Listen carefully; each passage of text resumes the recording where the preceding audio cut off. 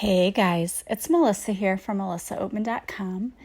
Welcome to my daily podcast, Awaken Your Inner Awesomeness. This is a daily podcast devoted to spirituality and self-help. If you are here for the first time, welcome. And if you are returning, welcome back.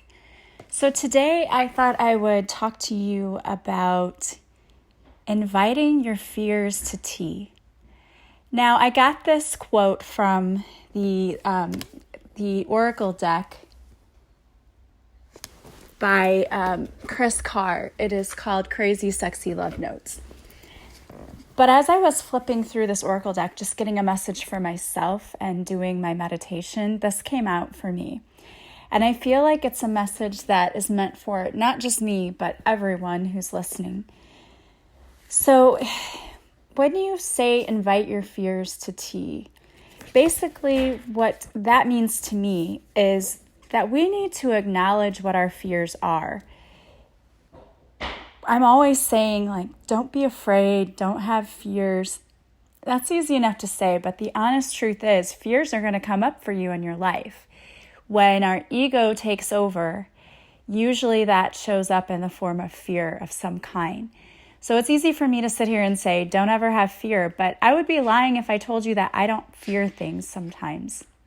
Fear shows up for me in my life too. But what I have had to learn to do is to invite my fears to tea. And what that means is I acknowledge that I have these fears. I get to know what my fears are. I don't judge them. And then I choose a different way to think about things. I don't allow the fear to stay for a long time. It's like you invite your fears to tea, but your fears don't stay overnight. You don't invite them to stay for a long week's visit. You simply invite them to tea and then they leave. So what that says is you're acknowledging that you're having a fear about some situation. You acknowledge that it's there, honor that you're feeling it, and then choose a different path. So you choose a different thought. You know, Abraham Hicks always says that you should choose thoughts that make you feel good. And that should be your only intention, is to strive to feel good. Well, if you're afraid and you have fears, you're not going to be feeling very good. In fact, we put ourselves oftentimes in our own mental prison or our own mental hell because we focus and dwell on the bad things. We focus on the fear. We focus on what might happen. And the thing is that if you focus on what could happen, you're going to spend all of this wasted energy because number one, usually what we think could happen never happens. That's the first thing. The second thing is that we are very, very uncomfortable because we're making ourselves miserable dwelling on all of the bad things. We're focusing on bad thoughts, and that doesn't feel very good at all. And I was just talking to someone the other day who said that, they tend to focus on shoulda, woulda, what's going to happen? Oh, this could happen. Oh, that could happen. Oh, this. And they're creating scenarios for themselves that are miserable. And what happens when we do that, like I said, number one, most of the time, we're not actually going to experience all the bad things we picture. All of those bad things aren't going to happen. But we can call in those bad things. If you've ever heard of that self-fulfilling prophecy, it's that you assume something's going to happen and you keep focusing on being afraid that this is going to happen and I'm afraid this is going to happen, that you actually end up calling it into being with your thoughts because you're expecting it to happen. So it's almost like you're willing something bad to happen. And I don't know about you, but I don't want to see that. So I don't know why we're doing that to ourselves because it is a choice. You are choosing to do that to yourself. If you are sitting there saying, oh my gosh, this is going to happen, this is going to happen, this is going to happen, and then it happens and you're like, oh wow, why did this happen? You called it in. You called it into being with your thoughts. That's why it happened. So we really, really have to be very conscious about our thoughts. And what I keep telling people, and I have to keep reminding myself, is that it is so important to live in the present moment. If you're trying to live in the future and you're trying to predict what will happen, what could happen, you're going to drive yourself insane. Don't do that to yourself. That is classic overthinking. And classic overthinking is just a form of fear. Procrastination is a form of fear. Perfectionism is a form of fear. It's all things that keep us from doing what we really want to do. You know when you get that calling deep down in your soul and it's like, I really want to do this, but you ignore it because you're too afraid. Maybe you don't ignore it, but here's what you do. You think about the thing that you really want to do, and then you start thinking of the what ifs. Well, what if I do this and nobody responds? What if I do this and it's not successful? What if I do this and people laugh at me? The whatever, fill in your own what ifs for whatever your situation is. But that's what happens. The what ifs take over. Then you go spiraling down this rabbit hole of self-destruction, because really you are putting your own self into a mental prison with your thoughts. You're not thinking about good things. You're thinking about all the bad things could happen. And what I challenge you to do is to switch your thinking. So let's imagine, for example, let's say that you have a crush on someone and you'd like to ask this person out. Now, your original thoughts, if you're a classic overthinker, probably would have gone something like this. Oh, but what if I ask this person out and they laugh? What if I ask this person out and they reject me? What if I ask this person out and they're already taken? They're already seeing somebody else. So that's your classic ego taking over. That's your ego telling you that all of these things are going to happen or could happen. So you're focused on negative thinking and negative thoughts. But what if you choose to shift your thinking? What if instead of thinking about all the things that could go wrong, what if instead you thought about it this way? What if I go and ask that person out and she says yes? What if we go out for coffee and it's amazing and we have a great time? What if we go out and we keep going out because we just have so much in common and we have such an awesome time and it ends up turning out to be a great friendship or relationship? So instead of focusing on what could go wrong, we focus on what could go right. And that doesn't mean you'll never get rejected and bad things won't happen. But here's the thing. You never know if you don't try. And you could miss out on opportunities for awesome things if you don't move your feet. And it is my belief that we get rejected for a reason. It's because the universe says, no, this isn't for you. I have something better in mind. And if you think about it like that, even though rejection can be painful, if you think about it like that the universe is always trying to protect us and watch out for us, and the universe has our back. And if the universe is telling us no, it's because the universe has something much better for us in mind. So if we simply trust that, then we know that if it's not meant for us, it's because there's something better, then there isn't as much fear behind it. At least I think. When I know that, hey, if this is meant for me, it will be for me. It's like anytime I've gone out for a job interview, I just go in the interview with the mindset that if this is for me, it will be for me. And if not, the universe is going to shut the door. The universe is going to throw up roadblocks, right? They're not going to allow this opportunity for me if it's not meant for me. And that's never served me wrong, because anytime I ask that, if this is for my highest good, I usually end up not getting jobs and roadblocks get put up when it wasn't my time or place to have that job. And I've always found out later that there was a really good reason I didn't get it. You know, either the person hated the environment that did get the job, they went down to part-time and it wasn't full-time anymore. There have always been reasons, and I always find that out later. So you have to go into it knowing that if it isn't meant for you, the universe is not going to allow it. And I always would say, pray that this or better, God, this or better, and if it's for my highest good. Because when we ask for things, when we pray for things, we have to understand that we have to pray that it's for my highest good and that this or better. we can't always see the bigger picture. So sometimes an opportunity will come along and we might think that it looks so great, and then we go for it and it wasn't for us. Or we may be contemplating an opportunity that comes along. We may be thinking about something we want to try to do, and we talk ourselves out of it. And then it turns out that was something that we really would have enjoyed or we really should have done. So it can go either way. We can talk ourselves out of our blessings too. When you overthink things and you aren't sure what you want, you end up talking yourself out of something that could have been an amazing blessing. But one thing that I know is that the universe will come around and give you multiple opportunities. If there's something that you were maybe supposed to have and you passed it up the first time, you'll find sometimes that those opportunities will come around again. Because I believe sometimes it takes us a while to really get it.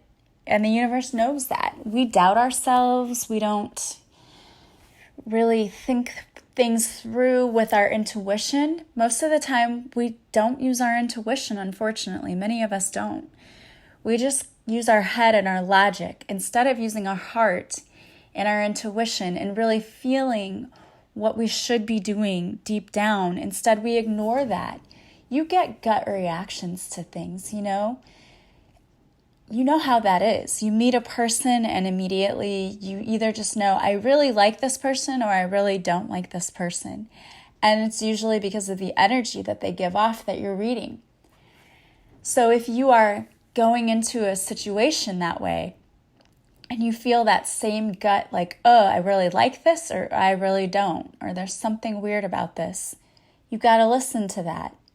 And it's when we ignore that that we get in trouble. When we see a great opportunity in front of us and we choose to ignore it because we are so afraid of putting ourselves out there, of getting hurt. And that's the really tragic thing about it, is that if we allow our fears to stay overnight, to stay the weekend, to stay the week, we are going to miss out on a lot of awesome opportunities because you're not going to move. You're not going to move forward at all. You're just going to stay where you are. But if you simply invite your fears to tea, you acknowledge what they are, that you have them, what it's about, and you can even pray to your spiritual team and ask, what is this about? What am I supposed to be learning here? What would be for my highest good? When you start working with your intuition and you start developing it more, you can ask questions of your spiritual team and you'll get answers. For me, it comes like a thought, or sometimes I just ask yes or no questions. And I've taught you before, you can do the intuition practice where you say yes, yes, yes, yes, yes over and over, and you feel, where does that show up on your body? What feeling? For me, it's like butterflies in my stomach. And if I say no, no, no, no, where does that show up in my body? And for me, it's like a heaviness in my chest. So when I ask the universe yes or no questions, and I'm trying to tap into my intuition, I listen for those physical cues in my body. If I say, would this be a good fit for me? And I feel it where the yes would be, like I feel the butterflies in my stomach, then I know it's a yes. Or if I feel a heaviness in my chest and it feels hard to breathe, I know that's a no. You have to get better at reading your own body because the body always gives us signals. We just don't always pick up on it. Think about if you've ever met a person and when you met them, like the hair on your arms stood up or you got goosebumps. Sometimes it's not in a good way, right? Like, oh, that person makes me feel very strange. I don't like that person. Something feels off. And usually it's because you're picking up on that person's energy. So if they are a person who is not a great character, sometimes you will pick up on that immediately. Or vice versa, if you meet someone who is awesome and they have great energy, you can pick up on that right away too. Like maybe all of a sudden you just start smiling because you're around this person and they just make you smile. And you just know that you feel better when you're around that person because you're picking up on their beautiful energy. They don't have that icky negative energy that maybe some other people do. we are putting off energy, whether you know it or not, and situations can put off energy too. So if you're trying to tap into your intuition about something, you can pick up on the energy that it's giving off. So you have to be courageous enough to face your fears head on. When you are trying to figure out what your fears are, you have to actually face them. You have to look at them. And sometimes we have to say, where is this coming from? Sometimes we're afraid of things and we don't have any idea why we would be afraid of them. We're creating fears that don't really even exist. Like we wouldn't be afraid of that normally. Why am I afraid? What's this about? What's coming up from this? Sometimes it's that we get triggered. And sometimes we're taking on other people's fear. If you're around people who like to give you advice, it's nice that they're looking out for us, but many times people will try to scare you out of doing things. And there are a lot of reasons. There are a lot of reasons that they do this. One reason might be that it's intimidating to them. If you succeed and they haven't, there could be like a jealousy thing going on there. Or they might think that they're trying to keep you safe and really they're not. I always say it's great when people want to give you advice, but you have to live your own life. They don't have to live with the consequences of the decisions that you made based on their advice. So while advice can be good, you really have to listen to your own intuition. People will give you bad advice all of the time. They really will. And it's, again, not because they're trying to ruin your life. They think they're protecting us. People don't want to see you hurt. They want to see you taken care of. But at the same time, sometimes people's advice will keep you small and keep you stuck. It's not like they're trying to hurt you, but let me give you an example. Whenever I wanted to start this business, I had people who would say to me, "Are you really sure you want to do that? You're putting yourself out there and people might think you're weird. It might affect your job because you're a teacher. Your kids might feel like they're being neglected because you're doing this business too. So you're working full time and you're doing this." And all of the advice that people were trying to give me, they thought was really good advice. And if I had listened to those people, I never would have started my business. I never would have started a podcast. You wouldn't be listening to me right now. And I appreciate the people in my life who try to give me advice, who try to keep me on track. But I also know that I have to listen ultimately to myself. I have to listen to my own intuition, and I have to do what I think is best for me. And in this particular case, what they were telling me was not what I knew I needed to do. My intuition was yelling loudly, "You've got to do this. You have to do it." And it was one of those things where I would go to sleep at night thinking about, should I do this? Should I get started on this? Should I open this business? And the universe was not going to let me sleep until I made a decision, until I moved forward in some way. And it actually took me booking a coaching session with someone else and having a mentor to walk me through this, to getting started.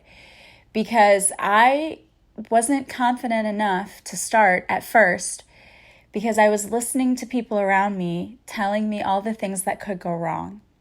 I was getting the what ifs, but from other people as well as myself. And I really feel like the what ifs that I was getting at first were more from others, and then I just started taking it on myself.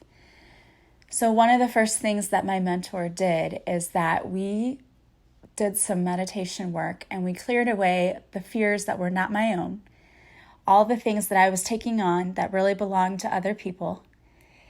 and we really, really looked at my own intuition. What was I telling myself? What did my higher self want me to do? What was for my highest good? What was for my higher purpose? And what we discovered is you're a healer and you need to be doing this. You need to help others get to where you are. And you need to heal people and show them how to heal themselves. And so that's what I did. And I have never regretted that decision. I would have regretted waiting and not doing anything and sitting on the sidelines and watching other people live the life that I wanted to live. Because that's what I would have been doing had I not done anything at all. So we cannot allow fear to take over. It's good to acknowledge when it shows up. It's good to say, what is this about? And it's good to then let the fear go. Say, okay, it's nice of you to show up, have a cup of tea, and now be on your way because I don't need you anymore. I know you are here trying to protect me, but I don't need that because I know what I need to do. I know what this is about, and I know how I'm going to change my thought process. You've got to move your feet somehow. Those of you who aren't doing anything, you're wasting time. That's one thing you're doing. And I'm not saying this to be cruel or mean or judgmental. I know exactly what you're doing because I've spent a good part of my life doing that. Just staying where I was because it was comfortable. I didn't have to think about it too much. I didn't have to move my feet. I didn't have to take a risk. But I honestly feel like nothing awesome that happened in my life ever happened because I just played it safe and stayed small. You have to take a risk if you want to see big reward. It's like playing the stock market, right? The more risk you take, the more reward you can have.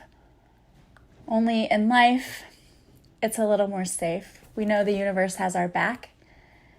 So we're not going to completely fall or bottom out. The universe is not going to allow that. We're being taken care of. The universe is just asking you to do your part and to move. So whatever your fears are, offer them a cookie, listen to what they have to say, and then ask them to go on their merry way and do what you need to do to move forward. So I hope this was helpful for someone. I don't know who needed to hear it, but I feel like probably many people needed to hear that message.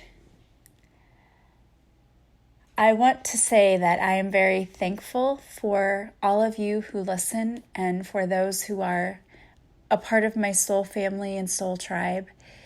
Several of you have reached out to me lately, and that means more than you will ever know. I absolutely love hearing from my listeners, so never, ever hesitate reaching out to me if you need anything or you just want to talk, because I love that. That's amazing to be able to connect with you. And I always try to respond to each and every person because I love hearing where you are on your journey or what gifts you bring to the table. The things that people send me, I love that. It's great to hear where you are on your spiritual journey or if I can help you on your spiritual journey.